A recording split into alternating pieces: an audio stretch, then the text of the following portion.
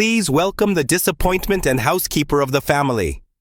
The room erupted in laughter. Real gut-busting laughter. I stood there. No. I froze as the spotlight hit me. My daughter Emma, still in her ivory wedding dress, lifted her champagne glass like she was toasting some inside joke. My wife Claire clapped with both hands high, her eyes glinting with cruel pleasure. I didn't laugh. My jaw clenched so tight I thought I'd break my own teeth. My shoulders shook, but not from laughter. From trying to hold in a tidal wave of rage and humiliation. My hands gripped the envelope in my pocket like it was the last lifeline keeping me tethered to sanity. "It's just a joke, Dad," Emma chirped, sipping her wine. "Lighten up." But I didn't. Instead, I stood up slowly, intentionally, like a man preparing for war. The laughter died down, some people whispering, others suddenly uncomfortable. Claire's clapping faltered. She squinted at me, probably wondering what the hell I was doing. I pulled the envelope from my pocket. "This," I said, holding it up, "is not a joke." Silence. "You know, Claire, Emma, I've spent most of my life doing everything to keep this family together. Fixing leaky faucets, paying off your credit card bills, cleaning the kitchen at 2 a.m. after your drunken girls' nights, smiling through Claire's tantrums in public. And now, on what should be one of the proudest days of my life, I get called the housekeeper." People shifted in their chairs. Emma blinked like she'd been slapped. Claire stood up slowly, trying to cut me off. "Okay, that's enough." "No," I barked. "Not this time." I opened the envelope and tossed a handful of photos onto the table. They spilled like dead leaves across the white tablecloth. Claire's face drained of color. Yeah, that's her. Bent over a hotel balcony in Vegas with a man half her age. Shirtless, her red dress pulled up around her waist. A glass of wine in one hand, a cigarette in the other. And in another photo, her naked feet resting on his chest while she smirked at the camera like a damn movie villain. There were at least 20 photos. "Recognize him?" I asked. "That's Connor, Emma's ex-boyfriend. The one who you told me was just a nice kid who needed help with his resume." Someone gasped. I think it was Emma. Claire's mouth opened, but nothing came out. "You've been seeing him for months, haven't you?" I went on. "While I cooked your meals and paid your bills, while I walked on eggshells and kept pretending we were still a team." Claire suddenly snapped back into character.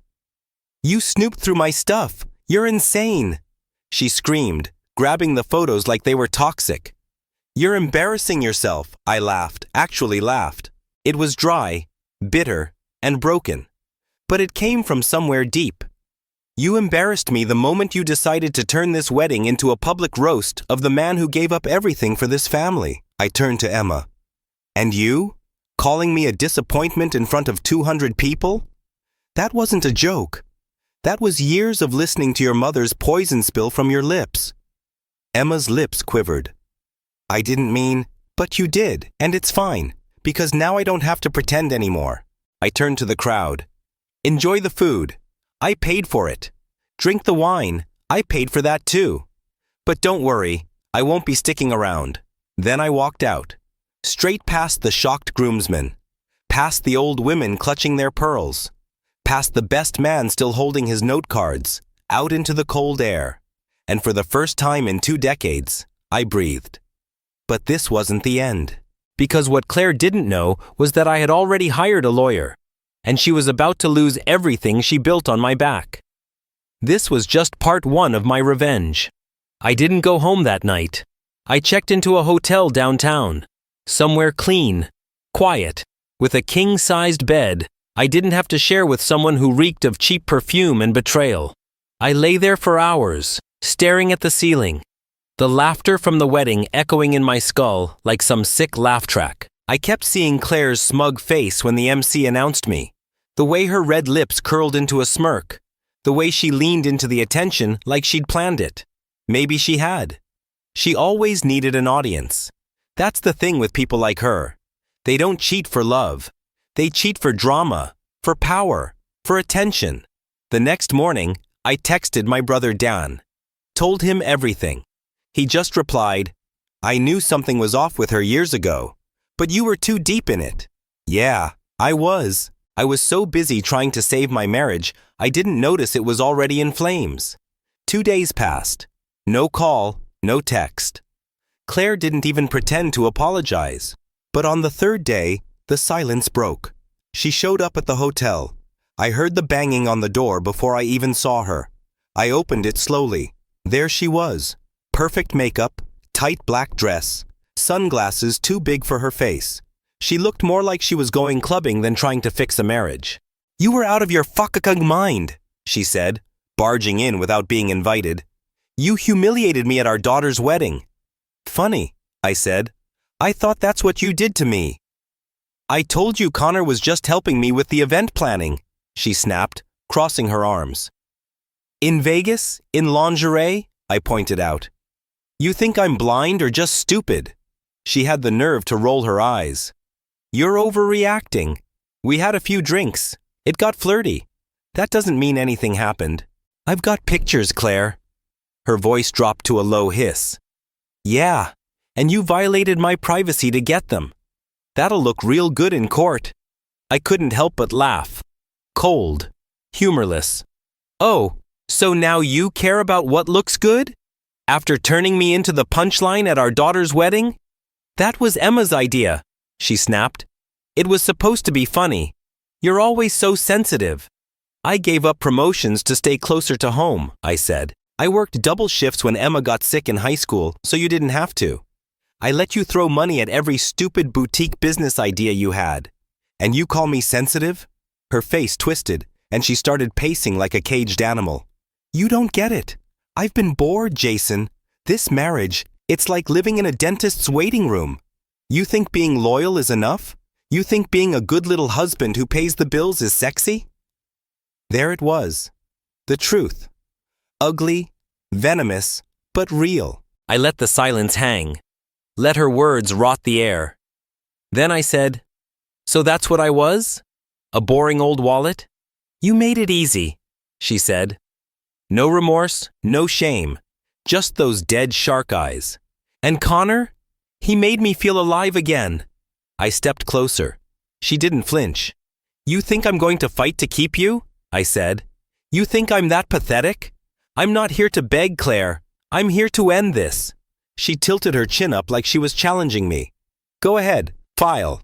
Just know if you try to take anything from me, I'll make Emma hate you." That was her final move, using our daughter. But she didn't know what I knew. That Emma had already messaged me that morning. "Dad, I'm sorry. I didn't know about the photos. I just thought you were being uptight. She told me you were boring. I was wrong." She attached a screenshot. Claire texting Connor. "Let him think the wedding is about Emma. Wait till he sees the surprise." Yeah, they planned it. The whole damn thing. I looked Claire in the eye and smiled. "Good luck with that. Emma knows.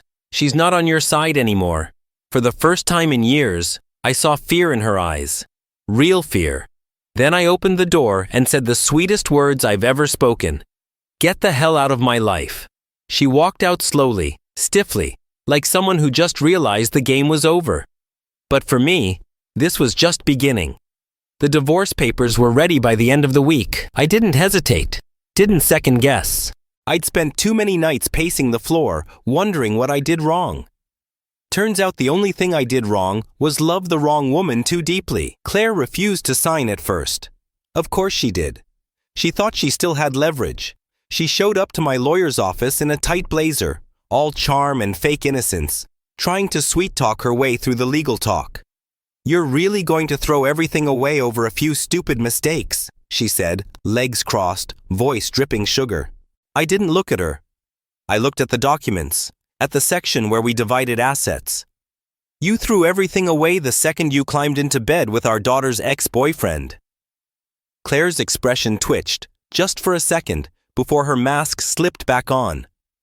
"You were never exciting, Jason. You were safe, and safe turns into boring." "You think Connor's the only one?" I blinked.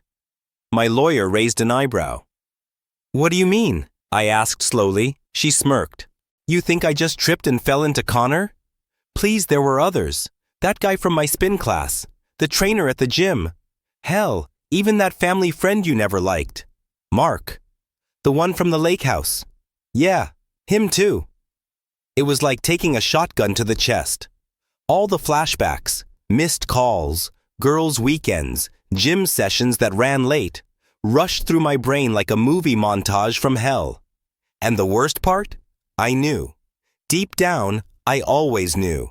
But I swallowed it because I thought that's what loyalty meant. Staying even when your gut screams something was wrong. My lawyer cleared his throat. This conversation is no longer necessary. She just admitted adultery multiple times. Claire didn't even care. She rolled her eyes and stood up. Fine, take the damn house. I'll get a new one, a better one, with someone who actually knows how to live. She walked out, heels clicking on the tile like gunshots. I sat there, staring at the door after she left. My lawyer asked if I was okay. I don't think I felt this sober in years, I said. 2 weeks later, I moved out. I didn't want the house anymore, even though I won it in the settlement. It was just bricks and lies now. Every corner held memories I wanted to burn. The couch where she pretended to be tired after yoga. The kitchen she turned into her stage when she hosted her wine-soaked book club nights that were really just excuses to parade her new outfits. Probably bought for someone else's eyes. Emma helped me move. She didn't say much, just worked quietly, her hands trembling when she found old family photos. She fooled me too, she whispered. She made me think you were the villain. I didn't blame her. Claire was a master manipulator. She spun stories like a spider builds webs. Natural, invisible, and sticky enough to trap anyone who walked through. Emma stayed the night at my new apartment. We talked, really talked, for the first time in years. She told me things I'd missed. Mom's flirtation with her friends' dads. How she always made backhanded comments about me at family events. How Claire once told her, "Your dad is just here to pay the bills. Don't marry someone like him." That one stung, but I needed it. The truth, raw and unfiltered. The next day, I woke up early, made coffee, and watched the sunrise from my new balcony. It was small, nothing fancy, but it was mine. No lies, no poison, just me and peace I hadn't known I'd been missing. But peace didn't last long. 3 days later, Connor showed up at my job. He looked like crap, disheveled, desperate. "You need to talk to Claire," he said. "She's losing it. She's been calling me non-stop, showing up at my place, threatening to ruin me." I stared at him. The kid who ruined my marriage had the audacity to ask me for help. "Why the hell would I talk to her?" I said. "She got what she wanted. You." His voice cracked. "I didn't know how far she'd go, man. I thought it was some fling. I didn't think she'd blow everything up." I leaned in, quiet, cold. "She destroyed my family. And now you know what it feels like when she turns on you. Good luck." I turned and walked back into the building. That night, Claire called. I didn't pick up. She texted, "We need to talk. Urgent." I blocked her. The next message came from a mutual friend. Claire had a breakdown. Cops came. She trashed her apartment. Said you ruined her life. I stared at the screen for a long time. No reaction, no guilt. She ruined herself. I just stopped saving her. And for the first time in a long, long time, I slept like a man who finally remembered his worth. The news about Claire didn't hit me the way it should have. I wasn't surprised. I wasn't even angry. I just sat at my kitchen table, sipping my coffee, staring at the message like it was a weather report for a storm I'd already lived through. She was unraveling, sure, but she'd spent years pulling at the threads herself. I had nothing left to give her. No pity, no comfort, no phone calls. I deleted the message. The days started getting easier. Emma came by sometimes with groceries, like she didn't want to leave me alone too long. We talk more now than we had in the last 5 years. I could see her trying to fix things between us. Little gestures. She was hurting too.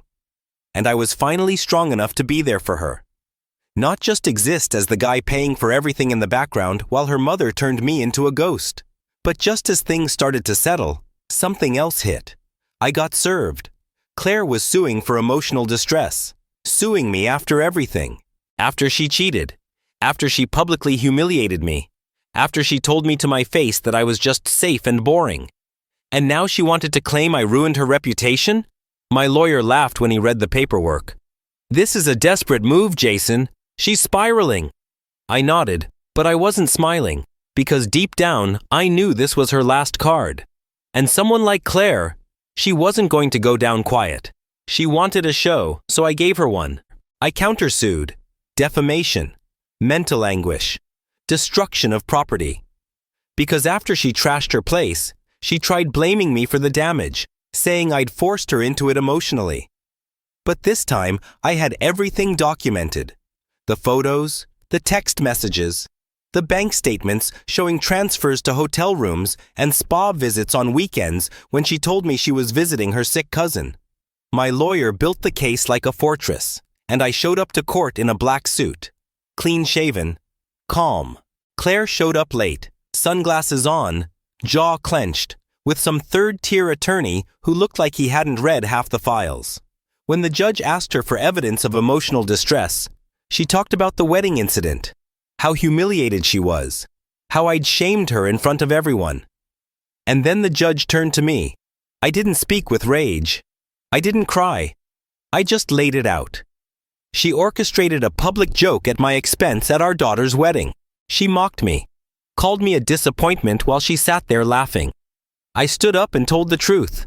I had photos, evidence, and since that day, she stalked me, harassed me, and now she's here trying to flip the narrative. The judge looked at Claire. Is it true you had an affair with your daughter's ex-boyfriend? Claire didn't speak. Mrs. Morgan, her lawyer, whispered something, but she didn't answer.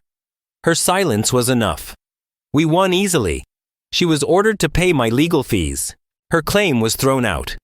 The court declared the case a manipulative misuse of the system. She stormed out of the room halfway through the judge's decision, muttering curses under her breath. Outside the courtroom, she waited for me. I saw her standing there, arms folded, staring like a snake waiting to strike. But I didn't flinch. You think you won? She hissed. No, I said. I know I'm free. Her face twisted in that familiar way, part smug, part furious, part pathetic. And I could see the exact moment it hit her that she didn't have control anymore. She lost me. Emma. Her fake image of a perfect family. All of it.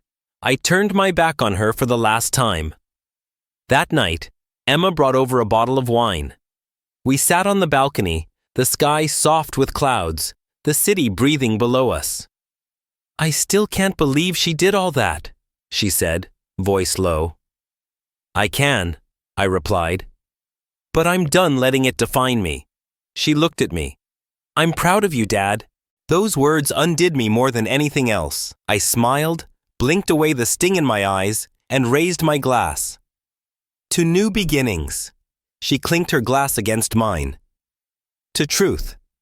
And just like that, I felt it. Not anger, not heartbreak. Closure.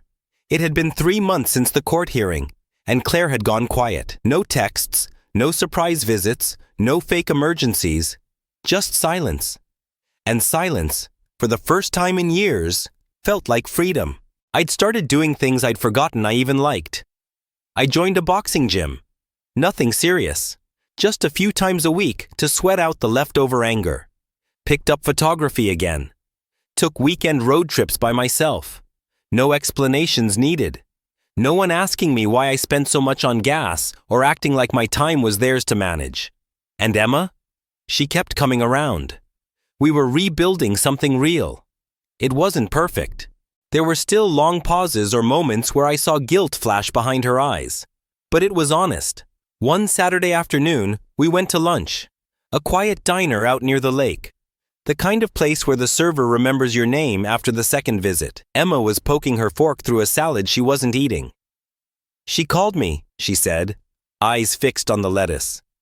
I didn't even need to ask who. She said you poisoned me against her, that you're trying to erase her from our lives. I stayed quiet. Let her speak. I told her she did that to herself, Emma continued. And she started crying. Real crying. Or at least it sounded real, but it's hard to know anymore. That's the problem with liars, I said. They even cry like it's a performance. Emma finally looked up. Do you think she ever loved you? That question hit harder than I expected. I think she loved the version of me that made her life easy, I said. She loved being adored, worshipped, needed. But love? I paused. Love doesn't humiliate, doesn't cheat, doesn't keep secrets. Emma nodded. I used to think you were cold. You know, you didn't talk much. You didn't argue when she snapped at you in front of people. I thought you just didn't care. I looked out the window, jaw tightening. I was surviving, I said finally. I thought being calm meant I was being strong. But she used my silence like a canvas to paint her own stories. A tear slid down Emma's cheek, and she wiped it quickly. I'm sorry, I laughed softly. You were caught in her world, I said. I get it. But now we're building ours. She smiled through the tears. Yeah, we are. A few weeks later, I ran into Connor. I didn't plan it. Just dumb luck. He was working valet at a hotel downtown. Same hotel I used to take Claire to for anniversaries she barely remembered. He recognized me immediately, went pale. Mr. Morgan, he started, stepping back like I might swing. I didn't. I just looked him in the eye. How's your life? I asked. He stammered. Not great. She wrecked my car. Said it was an accident. Got me fired from my last job. Told my boss I was stealing inventory. I think she's following me. I changed my number twice. I raised my brows. So you found out what it's like to be her fun? He nodded slowly. I didn't know, man. I didn't know she was married like that. I thought you two were separated. I didn't say anything, just watched him sweat. She's dangerous, he said quietly. You should be careful.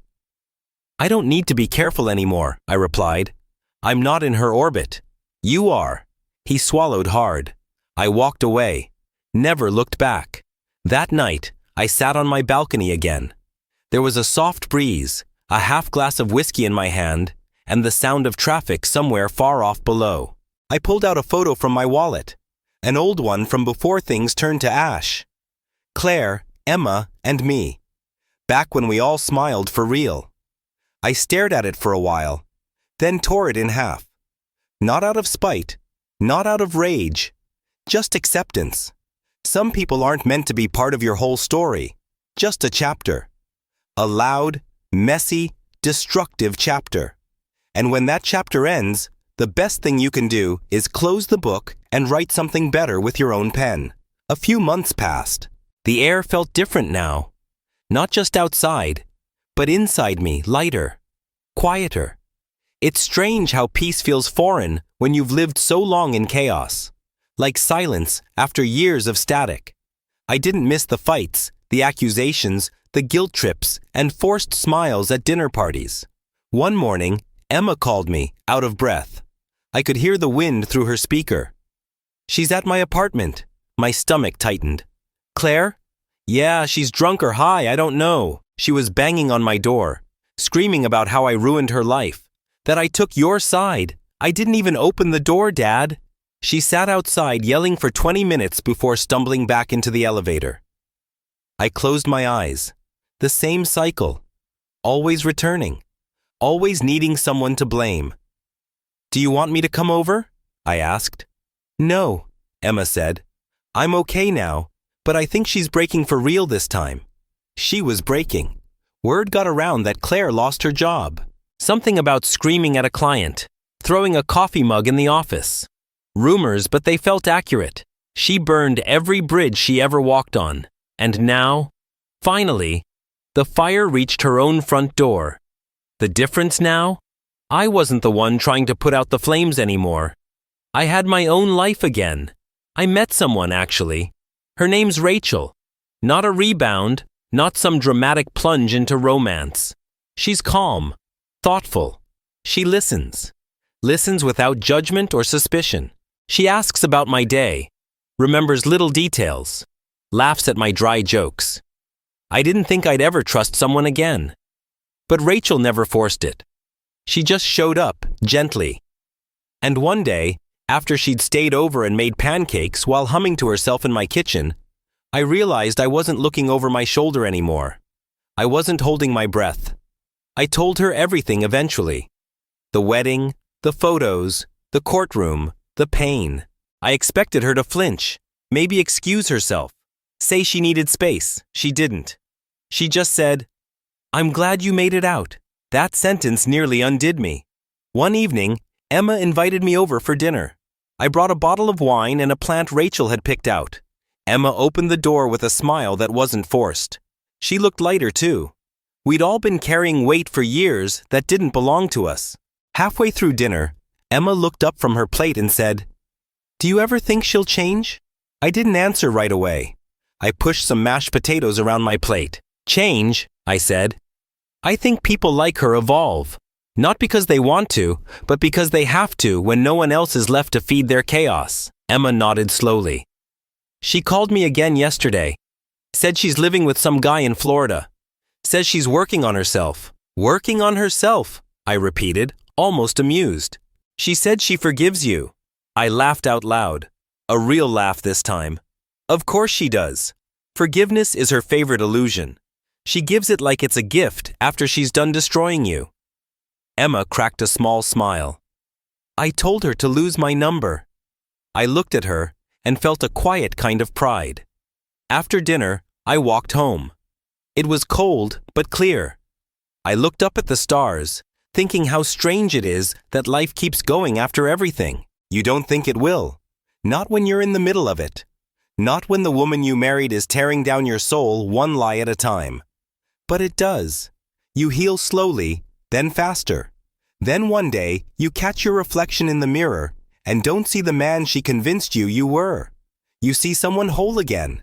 Not because you forgot what happened, but because you survived it. A year passed. The date snuck up on me. Emma's wedding anniversary. Not hers and Connor's.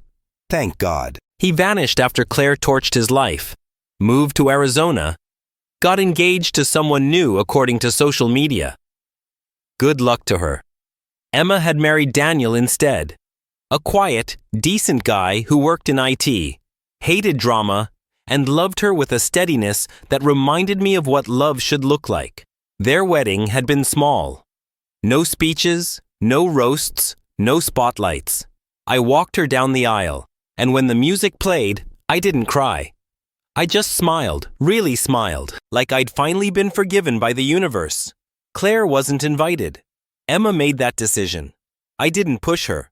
She came to it herself after one final call where Claire tried again to twist the narrative. "He manipulated you, Emma. You've always been too naive." Emma hung up and blocked her on every platform. She told me afterward, "I think I needed to see her for what she really is, not what I wanted her to be." That was the last contact either of us had with Claire. No drama, no arrests, just silence. And the deeper it stretched, the more I realized she was fading out, like a bad dream you stop remembering in the morning. Rachel moved in last month. It wasn't some grand decision. No speeches or ultimatums. One night after a quiet dinner, she said, "Why am I still paying rent when I'm always here?" I nodded. Let's fix that. That was it. She brought color into my home. Not just paintings and blankets and plants, but warmth. She never touched my wounds unless I offered them. Never tried to be a replacement for anything. She was just herself, and that was more than enough. One evening, we were sitting on the couch reading. A storm was rolling in. Thunder in the distance. Rachel glanced over at me and said, "You still think about her sometimes?" I closed my book. Not her, just who I was around her. That version of me. He's gone. Rachel reached over, placed her hand on mine. Good. He deserves to be. We didn't talk much after that. Just listened to the rain. And in that stillness, I realized something strange and simple. I wasn't angry anymore. Not even a little. Not at Claire. Not at myself. Not even at the years I lost trying to love someone who only loved power. All of it, every betrayal, every lie, every hollow apology, had led me to this exact moment. This home, this peace, This woman who asked nothing from me but truth. Sometimes I look back at that night at Emma's wedding. The way the crowd laughed, the sting in my chest when my own daughter played along. And now I could see it clearly. Not as a moment of destruction, but as the beginning of my freedom. I wasn't a disappointment. I was a survivor. I kept a single photo in the drawer next to my bed. Not of Claire, not of Emma's wedding. Just a picture Rachel had taken of me without me knowing. I was sitting on the porch, coffee in hand. Eyes half closed, the early sun hitting my face. There was a quiet in that image, the kind of peace you earn. I think that's what life is. Not about what breaks you, but what you choose to build once the pieces hit the floor. In me, I built something better. I stood by the window that morning, watching the first flakes of snow drift through the air like ash from a fire long extinguished. The city below moved on, unaware, uncaring. But I was still, quiet, whole. Emma had just sent a photo. Her and Daniel holding their newborn son, my grandson. His name was Oliver, and he had Emma's eyes. The same eyes that once looked at me with confusion and doubt, now shining with trust and pride. I stared at that photo for a long time. Not crying, just feeling. There were days I used to wonder if I'd ever be more than what Claire reduced me to. The background, the wallet, the man who never fought back hard enough. But here I was, a father, a grandfather, a man who had been broken, humiliated, betrayed, and still stood taller than ever. And Claire? I hadn't heard from her in over a year. Not a message, not a rumor, nothing. She had vanished into her own storm, chasing something she never had the courage to build herself. I stopped checking, stopped wondering, stopped caring. That was the real ending, when I didn't need revenge or an apology or a final word. I already had the final word. At that wedding, when I stood up, tore off the mask, and showed the world the truth. And now here I was, building something real. With Rachel, with Emma, with a life I no longer had to fake. Sometimes at night, I still think about the man I used to be. The one who tiptoed through his own home, terrified of saying the wrong thing. The one who mistook suffering for loyalty. I don't hate him. I just feel sorry for him. He didn't know that freedom isn't loud.